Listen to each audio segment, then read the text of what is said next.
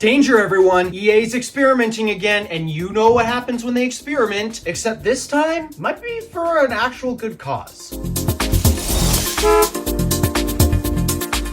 So, in case you guys didn't hear the news, which, yes, I am always behind on, it's a signature of this channel, Electrify America has decided that they're going to test out a new program where they're going to attempt to decongest the charging stations because, I mean, come on. One of their biggest issues at charging stations is the second that you have two cars there, the station's basically full because, well, you got one of 4 stalls charging one car, you got another of 4 stalls charging another car, and then typically there's 2 other stalls broken down because that's just how EA works.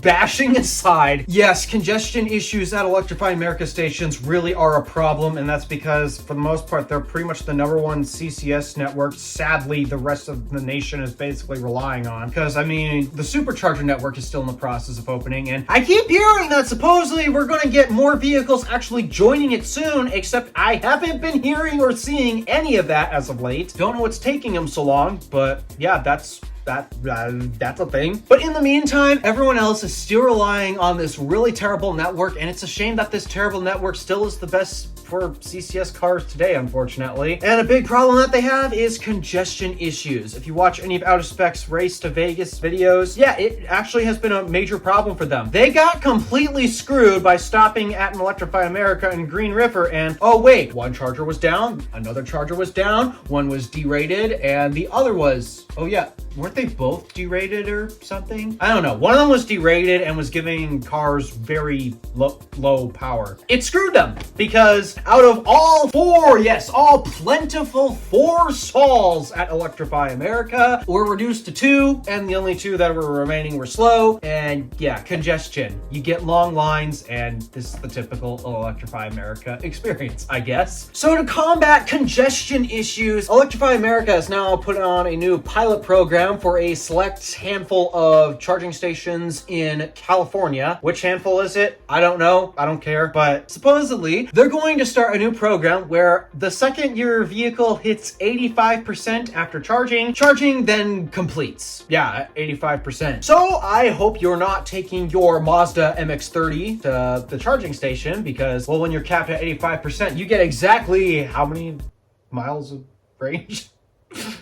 Yeah, there's a few issues with this that some people are worried about, and I want to go over the possible benefits, but also the cons of how they could handle this, because the truth is, a system like this isn't actually new. Tesla actually uses this for congested supercharging sites. They'll stop charging the car at roughly 80%, and they give you an option to override that should you actually need to use the full battery capacity. But for the most part, they really discourage you from overriding that, and that's because they want you out of the station so other people can charge. Look, if every gas station today actually had an equal number of charging stations and they were actually as reliable as gas pumps today, then maybe this wouldn't be an issue. Maybe we wouldn't have to worry about congestion issues like we do today. Oh, also, if everybody installed home charging, this would also make it extremely easier because, well, then you have no reason to go to Electrify America unless you're actually on a road trip. In that case, yeah, you'd have to go to Electrify America. But when you're home, you have no reason to actually go to the Electrify America station because you're at home. You have access to electricity at home. And yes, I know not everybody has access to plug in their cars at home. I should know this. It's a bit of an issue why I don't have an electric car at the moment, aside from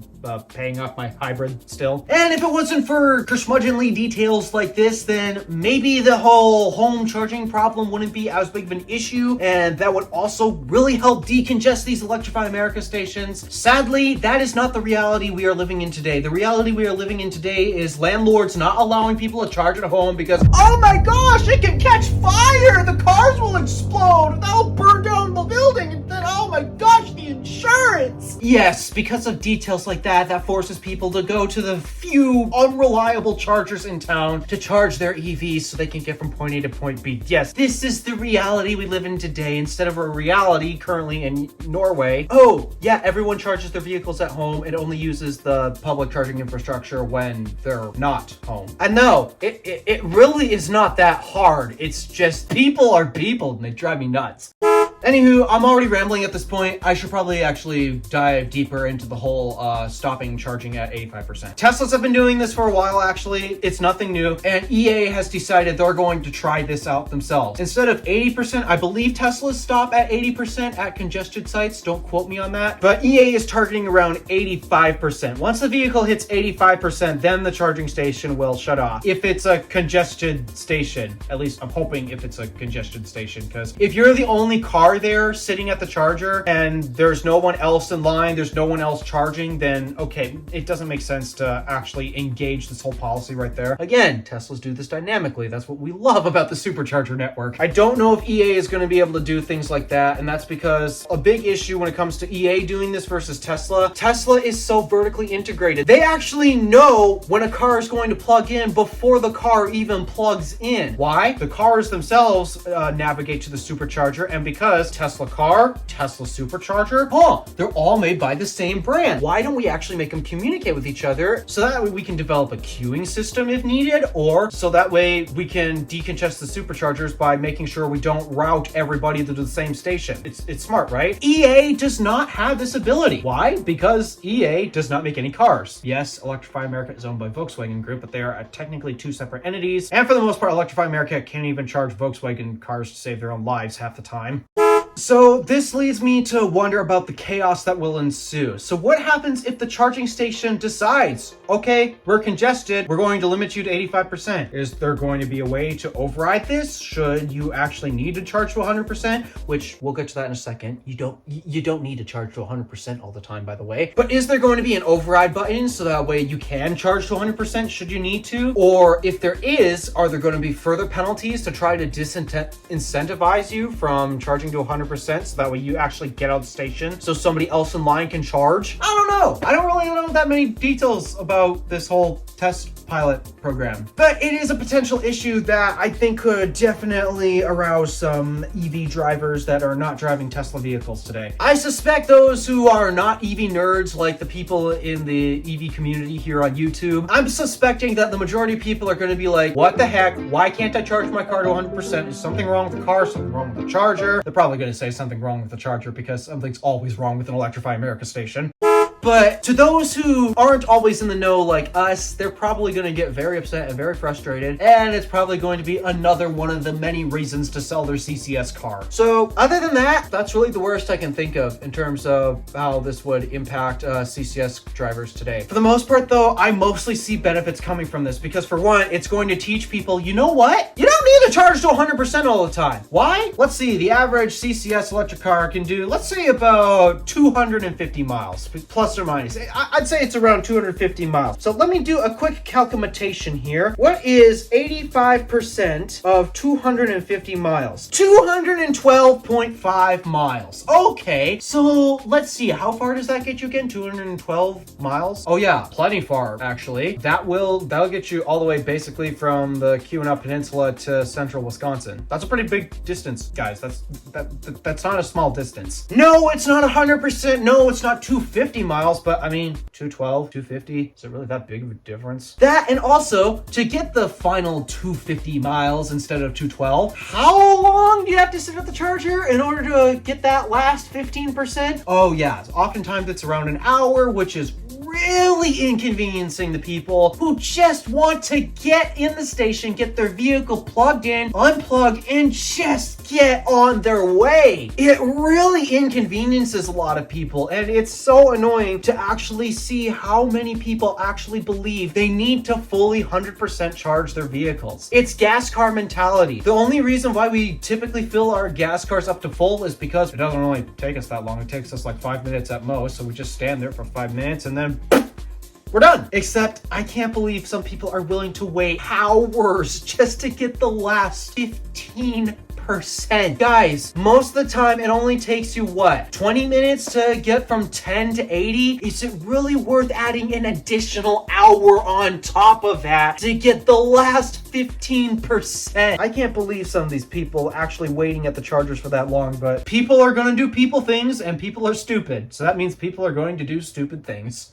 So yeah, again, I really want to ask you, do you really need that last 15%? Cause I guarantee you, you don't. So this pilot program, I'm hoping, will educate drivers. If it stops at 85% and people are gonna think, oh, something's wrong with the station, well, I guess I live 85% of range, it'll give them an experience of what it's like to live with only 85% charges. You wanna know a secret? Probably not that bad, especially considering that most automakers are recommending that you actually limit your state of charge to 80% to begin with.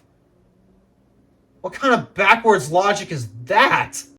Does it mean you need to make more stops on a road trip? Yes. But by the time you do 212 miles, your bladder is going to be begging for a toilet. I should know this. I just did a road trip all the way from here to North Carolina. And you want to know how frequent my stops are? I'll give you a hint. I never did 200 miles on a stretch. My bladder could not go that far. I never did 200 miles on a stretch. I think the most I did was like 150 or something like that. Couldn't make it 200. My bladder had to go. And that's how most people's bladders work, actually. It's hard to get it to go 200 miles without needing to burst. So again, do you really need the last 15%? Because it's not worth the extra hour waiting. Yeah, that's the biggest reason why Electrify America is doing this. It's an actual problem. It's congesting the chargers, people waiting an extra hour for a measly 15%. It doesn't make sense. And so I hope that this teaches the EV community that's not actually smart or nerdy like us an actual lesson when it comes to electric vehicles. You don't need to charge it to 100% all the time. I don't charge my phone to 100% all the time. Why? Sometimes I can't wait, and other times, as long as it's got battery, I'm good to go. What's the problem? Good luck, Electrify America. Please don't screw this up like you always do, and good luck to everyone else who drives a CCS vehicle. Probably gonna be a bit of a nightmare for the next however long this pilot program's going. All right, thank you for watching. Do me a favor and interact with the stuff below. My name is DeWolf, Random Alpha, signing out.